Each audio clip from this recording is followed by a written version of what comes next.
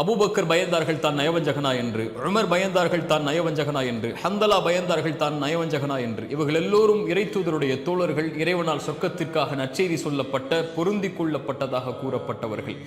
இவர்களே தங்களுடைய ஈமானை தாழ்வாக பார்த்தார்கள். ஆனால் நாம் எந்த நற்செய்தியும் நமக்கு கிடையாது, எந்த அங்கீகாரமும் கிடையாது. நாம் நம்முடைய ஈமானை எப்படி பார்க்கிறோம்? இன்று மரணித்தால் சொர்க்கம் செல்வதைப் போல நாம் கருதுகிறோம். நம்மிடத்திலே முறையான தொழுகை கிடையாது, நம்மிடத்திலே முறையான ருக்கு, அந்த ருக்கு எல்லாம் ருக்குவே கிடையாது, சுஜூத் எல்லாம் சுஜூதே கிடையாது. நாம் செய்கின்ற பிரார்த்தனைகள் எல்லாம் முழுமையான பிரார்த்தனை கிடையாது, ஓதுகின்ற குர்ஆன் எல்லாம் முழுமையான ஓதுதல் கிடையாது. எந்த செயல்பாடுடைய அங்கீகாரமும் தரமும் இல்லாத நாம் நம்மை எப்படி பார்க்கிறோம்? பிறருடைய குறைகளை ஆராய்வதை விட்டுவிட்டு நம்முடைய ஈமானை தாழ்வாக பாருங்கள்.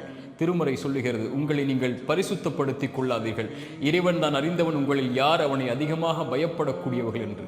யார் தங்களை தாழ்த்தி கொள்கிறார்களோ ஈமானில் இறைவன் அவர்களை உயர்த்துவான்.